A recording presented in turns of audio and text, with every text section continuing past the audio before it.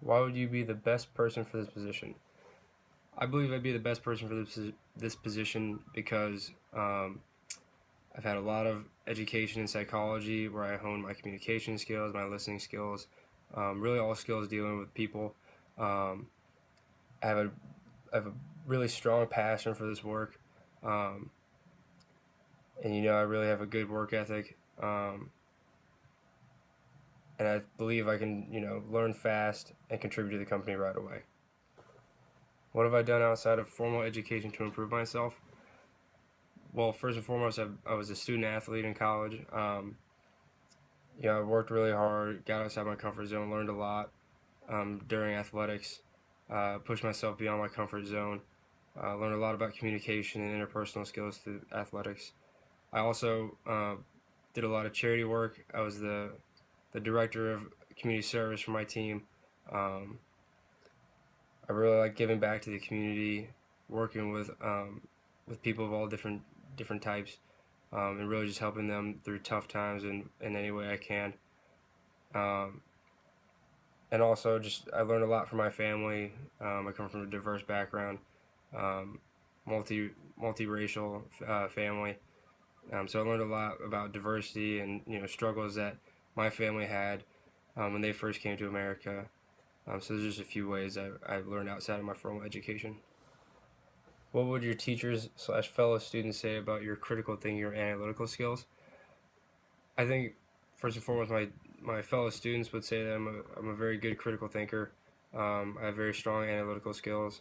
Um, I think my GPA shows that I think uh, I can show on paper and in just real life situations that I can critically think and apply analytical skills to my work.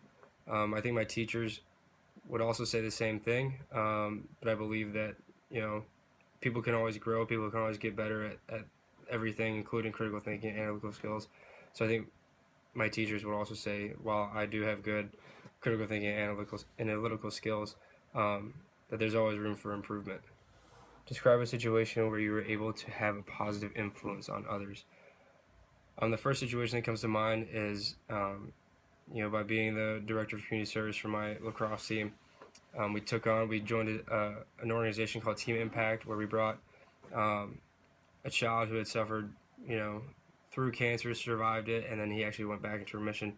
But we kind of drafted him onto our team, and we really brought him in. His name is Finn. He's about 6 years old, and we brought him in, really made him feel like a family, part of our family, and we just did things with him, made him feel comfortable, and he really looked up to us. So I think any interaction we had with him, we'd take him bowling, we'd bring him to team dinners, we'd have him stay on the sideline during games. I think those situations all positively impacted Finn for the better, and I think it just made his outlook on life better. The kid went through a lot of hard times, had seen a lot for a kid so young, but I think that positively impacted him, um, made him feel good about himself, about his situation, and just gave him something to look forward to after all the hospital visits he had to go through and things like that. Describe a situation in which you had a conflict and how did you resolve it? So the most salient example of a conflict in my life was my freshman year of college. First time living with, roommates that weren't part of my family. Roommate and I had a disagreement about him using my electronics without my permission. Happened a few times. I got upset about it, but instead of getting super confrontational, I just had him sit down with me one on one in our common room, and we just talked about why I had an issue with what he was doing, why he did not understand um, my objection to him using my electronics, and we just worked out a solution. We just talked one on one, talked about our priorities, our values, um, things of that nature. Where we resolved it, where all he had to do was send me a simple text. Whether or not I read it, he was allowed to borrow my things because I understood he would take good care of it. I just wanted to know when and where my things were being used. So we resolved that just by one-on-one communication and working things out. What are your long-term career goals? First and foremost, I want to gain a lot of experience in this industry, work my way up through hard work, and just putting in the hours to do so. Work my way up the company, and then eventually, hopefully, hold an executive position, position where I'm in charge of others, can teach them how I became successful, and really show them the way of how to do things and how to better themselves in the company, and then potentially one day just owning my own small business down the line.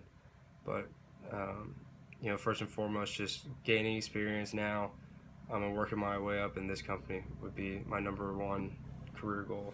Why have you chosen this profession?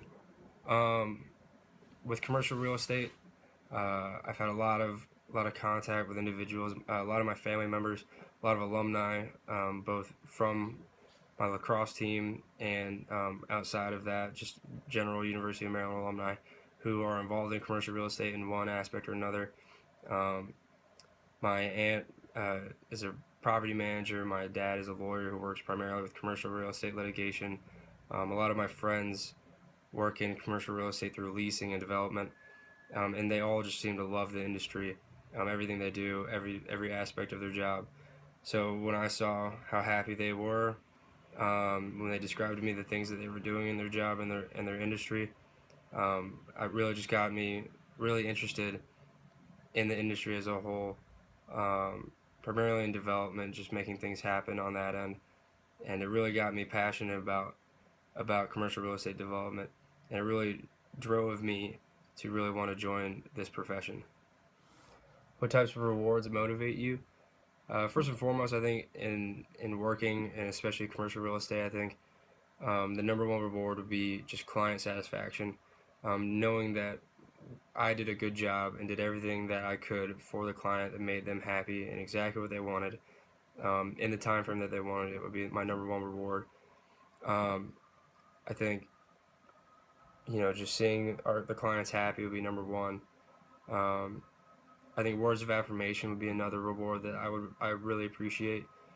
Um, just knowing verbally that I've done a good job in someone else's eyes, um, is particularly meaningful to me. Um, and monetary rewards are third on the list, but I think it is a good motivation for me and really anybody, just monetary rewards, um, to really drive someone to do their best. But like I said, client satisfaction would be number one overall.